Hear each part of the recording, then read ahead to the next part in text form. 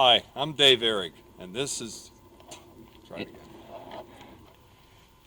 Hi, I'm Dave Ehrig, and this is... Why do I want to say this is? Let it roll. Hi, I'm Dave Ehrig, and this week's hit me. The winter months are a great time to be in the outdoors. Hi, I'm your host, Denny Snyder, and you're watching USA Outback. On this week's show, we've traveled up to Sullivan County, Pennsylvania with the ESPN Outdoors crew to film the filming of an outdoor show. We're going flintlock hunting with Mr. Black Powder, Dave Ehrig, and Tom Fagley, an outdoor writer, and hunting product innovator, Bob Walker. We have a great show planned for you, and it just might give you a little different perspective on what it takes to bring one of these outdoor shows into your home. We have a great show, but first a word from these sponsors. USA Outback is brought to you by Walker's Game Ear. Hear like you've never heard before and protect from the harmful effects of muzzle blast. Shot is shoe and clothing barn for all your hunting needs. Glenn Lindemann's Buckwing Products, quality gear, successful hunts. Whitetail Hunting Strategies. Cabela's, the world's foremost outfitter. Whitetail Institute of North America. Brunton, and Mossy Oak. It's not just a passion, it's an obsession. Today we've traveled up here into Sullivan County, Pennsylvania.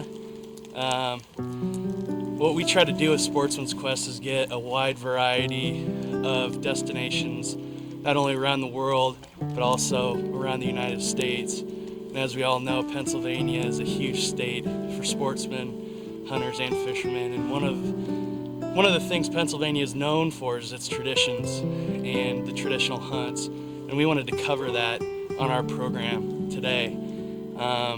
We're at a great location here with some great people. We have several black powder experts to kind of give us an idea what it's all about and what the tradition and the traditional hunting with flintlock muzzleloaders is all about. So we're excited to be here. Then I read the instructions. Dave, are you right here? My name is Doug Orr, and we're here producing Cabela Sportsman's Quest here in Sullivan County.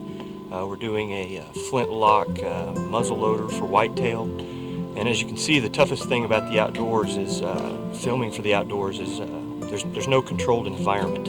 And as you see, you have to deal with not only the animals and the game, but the weather. And as you can see here, it's snowing pretty good. So not only do you have the hunters you have to worry about, you have the camera equipment that you have to worry about, and things just they never seem to go as planned, and you have to adjust and adapt on the fly while you're shooting these, and it's nothing that you can really pre-script beforehand, and it makes it pretty difficult to do. It's one of the most difficult jobs I've done, coming from a commercial background with a lot of studio work, and coming to outdoors. It's difficult, but it's fun at the same time, and there's nothing more than that adrenaline rush when an animal's stepping out in front of you and you've got one shot to make it all work and come together. And so that's what we're trying to do. And we cover conservation and we cover management and try and do things as safe as possible within the circle of the hunting environment. So that's really what we're going to do. We're getting ready to do a little setup, a gun sight deal before we head off to hopefully get a couple whitetails. So that's what we're going to do. You know that hide tanning business, speaking of Delaware County, here, you would not believe how much... I haven't set it up or anything. Yeah. I mean, once he takes his seat, we're just going to have some backside. 2 left goes in here. I don't know if we're going to be able to avoid having the trailer in the background or not. One end. It's cannon. Bob, sit down and take your position for me real quick. Without shooting you. Your little discussion about, I want to know. This is kind of Flintlock 101. Okay. I want you to explain, start from the beginning. You start off, Tom, with a little history of where we are and how long we've done it, And why we and go in the reasoning we go through this step is what I want to. This is for someone that really knows nothing. You want this him talking to Bob, though. Right. Are you going to stay wide on it? Well, it's going to be several different angles. Maybe you should start if I pick up Can we anywhere. zip fine. that up? Do you mind zipping that up? You stuck that up? We will be right back after a word from these sponsors. I get better. At Straub Brewery, our brewing process has remained virtually unchanged since our great-great-grandfather Peter Straub perfected it in 1872. Fresh, spring-fed mountain water is mixed with all natural ingredients and no preservatives. You can enjoy the company of a double cold filtered Straub's anytime, anywhere. Straub Beer and Straub Light. Beer in all its glory. I try not to put words in people's mouths because I want it to be natural, you know. No, that's fine. It's fine. So I try not to. We've all done this before. Okay. It's okay. Yeah, this is one that's stuck in common language too, because it is possible on a faulty hammer that it could go off half-cocked. And people don't think about safety in these things. They think they're old guns. They're not going to do what a modern centerfire rifle will do. They can be quite dangerous, especially when we're working in a condition there's more than one person on a range. You're talking, and it is possible for all kinds of stuff to happen. In fact, I've had guns go off already that had no powder in the pan, and the spark just from me testing it. And those could be costly lessons, thankfully.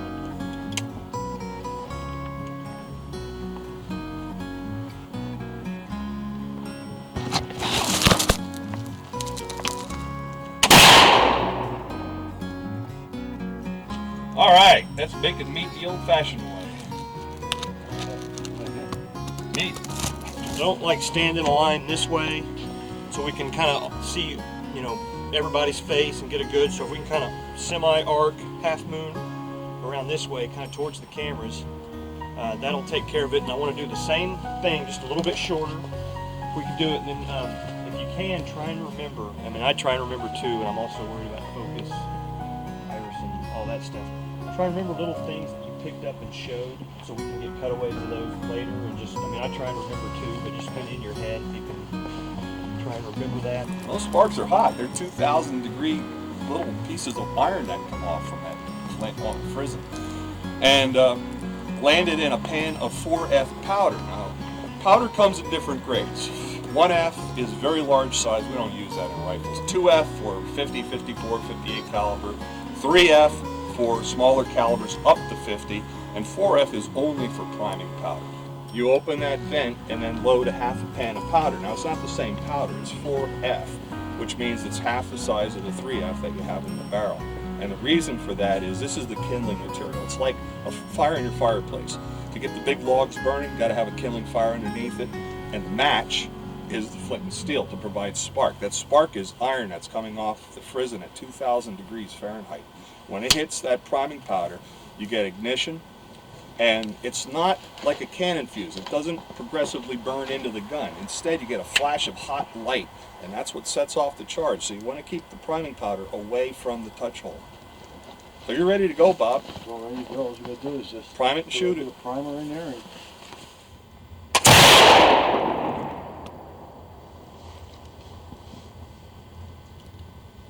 Looks like you printed exactly the same spot.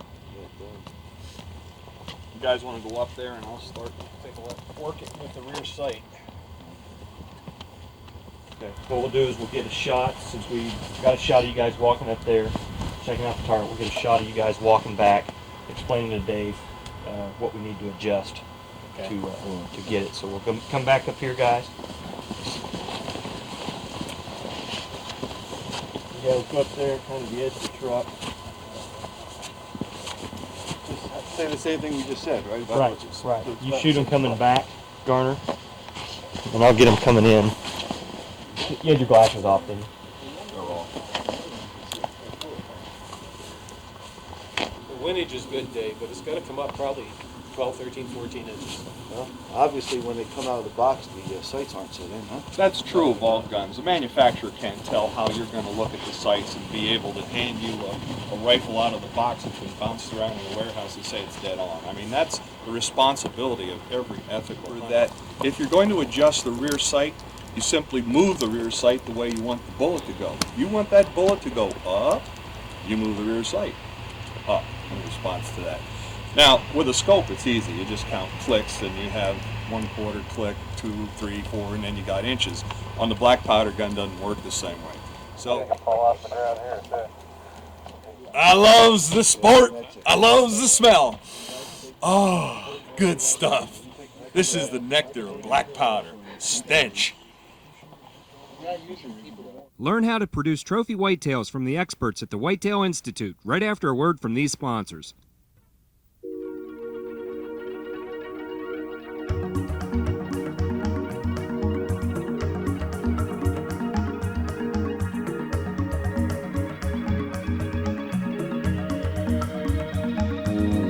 Dr. Johnson, it's amazing. All this came from just one seed.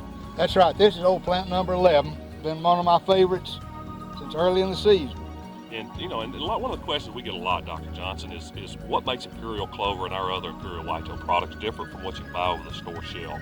And we talk about all the major differences from drought tolerance, winter hardiness, etc., protein levels. But one of the things that you've done, you spent 7 years genetically developing our own specific variety of clover. And it's the only clover that's ever been developed specifically for whitetail deer. Walk us through that process of how you do that breeding. Well, first of all, let's look at this plant. Notice how large the leaves are. And it has, even under our conditions, good flower and seed production. I want you to notice, too, that deer have been browsing on this plant. That's important because my observations have been that some plants are more desirable than others, and we have selected in this direction for those plants more desirable for deer. Look at this plant. This is what we are selecting against. There's no way I would want any of that germplasm in our new varieties. So what we'll do, we will take the plants we select away from here, where there's no possibility that this can hybridize with our selected plants. But notice how sparse, how small the leaves are. And I'll be willing to bet within another 4 to 6 weeks, that plant will be gone. And it's something that's the things that we guarantee. It's consistency, quality, production, etc. It's something that we're going to eliminate this out of our blends and build basically a super blend if we can. We're just going to have the best genes possible. Absolutely. That's right. And that's what we're selecting. One of the things that I talk about a lot is talking about this versus some of these other plants out here. There's more type clovers than there are cars on the market. Right. And the performance varies greatly. Well, Steve, you said it just right. We're going to do our best to give you the best, our customers. So if you want the best in deer nutrition products, be sure and give the Whitetail Institute a call at 1-800-688-3030. Once it's tuned, it's always tuned. It's not like a scope that bumps out of alignment. Once that rear sight, that's the beauty of iron sights. Once they're there, they always stay there. So let's, once again, clean between the shots. And you notice that being Pennsylvania Dutch, I don't throw anything away. I'm going to use one of my old cleaning patches so I don't have to pay for more new ones. Just once down and up. It does two things. It extinguishes sparks, cleans out the fouling, make the next load go down easier. And there is fouling in there. I can feel it. Look at it. Oh my goodness, all that carbon. Is that maybe because of the moisture? Or something? Only half of the black powder that you load is actually going to burn. That sounds incredible, but that is the case. Half of the black powder. If you shoot 80 grains, actually about 40 to 50 of it is going to burn. People say that you flinch because there's that delay of time between the external ignition and the internal ignition. He's been the man who has taught me everything I know about black powder, and he says, no, that's not possible for you to flinch in that short time. Your flinch happened before you squeezed the trigger. This rifle goes off, if it's well tuned, goes off in 5 to 7/100th of a second, which is faster than you can blink your eye. So if you're going to flinch, you did it up here before you did it with your finger. Okay, starter, there's a little nub right here with brass. You put that over the ball and just press it down. The reason for this is you don't want to start with your ramrod up here. If you're wiggling around, it's more difficult to do, and chances are very high that you're going to break a wooden ramrod. Which is the reason you have this ramrod right here. Exactly. Which is what, fiberglass? Fiberglass. It's always good to make sure you're loading with the correct end, which is the end that's cupped. Okay? This end is threaded, so you can put cleaning jags, worms, screws on it. So Don't hold it up there, hold it right here, short strokes. Loading pressure is important. In fact, there's companies out there that have loading ramrod devices that will always seat the bullet exactly the same. You're right there, right where the line is. But always load the gun the same way. If you come down once and pull the ramrod, for the rest of this gun's life, do that. If you go down and you bang, bang, bang, then you have to do that. Because, believe it or not, it will affect the point of impact on that bullet. Normally I carry a straightened out paper clip. Safety pin works well. Even a finishing nail, small finishing nail. Just kind of working it out. It should hit a lot higher. Well, here was number 2, huh? Number 2.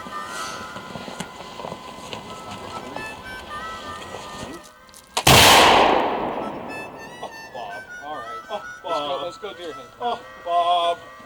Time to go hunting. Bob. Time to go hunting. My friend, if that's a 10-pointer out there, he are quite freezer wrapped. Had to do with the way the guy set the sights. Let's go hunting, buddy. You ready? You ready? Oh, no. Hey, Bob, And then you that ready way to do we some can- cutaway stuff real quick? And that way we can get some cutaways because you'll clean it again, obviously. We'll get some some cutaway stuff and you guys can clean it. You put in the barrel. Did I say I mean puppy. Once again. The person editing the footage must also be on the ball because there's some things you just can't say on an outdoor show. A long time ago. This I know that I'll start pushing set up. Now it's time for Secrets of the Pros, brought to you by Walker's Game Ear. Hi, I'm Billy McCoy, pro staffer for USA Outback. We're in southern Illinois and we just got back from a morning hunt. So my tip of the week would be, if you're set up on a bird, always listen for other birds to gobble. This morning we set up, ideal situation, but it went bad on us at the last moment.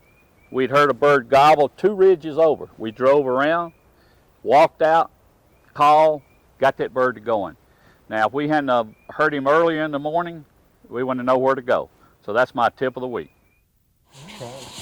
That's why they call it hunting, not killing. It's easy, everyone to be doing it. You would jump, son. Sometimes I think they are. You know, sometimes hunter wins, sometimes the animal wins. That's the way it is.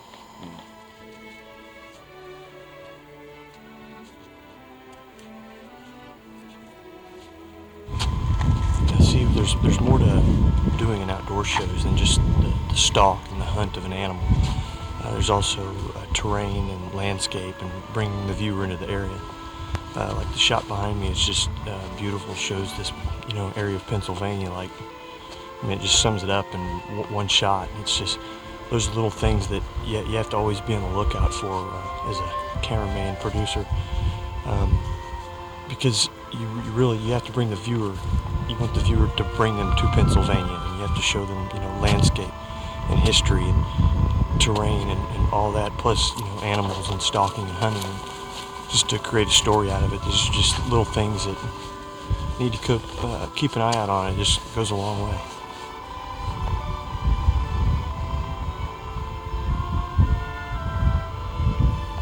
Pennsylvania's enjoyed a long tradition of black powder and muzzleloaders, and I suppose I fell into this sport mostly because of the fun.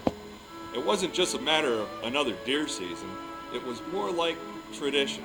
Tradition in building rifles, making clothing, enjoying a hunt with friends and sleeping in the outdoors. And on my own case, I started building rifles not because of the money or the fame or fortune that it might bring, but simply because I wanted to shoot something. And back in the late 1960s, there was nothing to shoot unless you built it yourself, or in my case, inherit some old rifles. And then I thought about it, and friends said, "You really don't want to shoot that, do you?" I thought, no, it's too valuable as an antique and a memento of the family. So I sat down with a fellow gunsmith and had a plank of wood.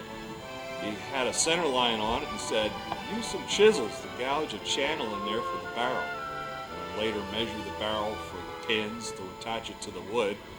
And I have to be honest with you, it took over a year, but I had a functional flintlock rifle. And when I took it out in that first Pennsylvania flintlock deer season in 1974, I was one of the lucky ones. I got a deer. No, it wasn't a great big 10-point buck, but it was a trophy in every sense of the word because I made meat the old-fashioned way, with black powder. Hello, I'm Mike Garner, working in Sullivan County, Pennsylvania on a Flintlock hunt for Cabela Sportsman's Quest on ESPN2 Outdoors. And currently just collecting some generic B-roll and beauty shots. Give the viewers at home a good indication of where we are and the kind of country that we're taping in.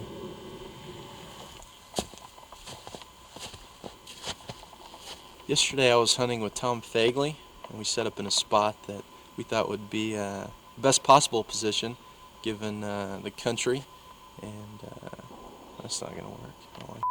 Yesterday I was hunting with Tom Fagley in a spot that we thought was going to be the best for seeing some of these Sullivan County white-tailed deer, and had the camera set, the Flintlock ready, and unfortunately the deer popped in behind us, and we missed a good opportunity. That's kind of typical in what we're doing out here, is trying to outsmart one of the most popular and one of the smartest game animals in the United States today. I hope you've enjoyed today's show following the ESPN crew out with Tom Fagley and Dave Ehrig and Bob Walker to try to bring you a little better feeling of what it takes to put together an outdoor show. We were out trying to do one of the toughest sports when it comes to hunting is flintlock hunting in inclement weather, which we had a lot of this trip. But I think you get a little better understanding. You don't just go out and shoot a deer, shoot a turkey every time that you go out. There's a lot involved. But one thing that you do have to remember is when you go out, I can't believe I forgot.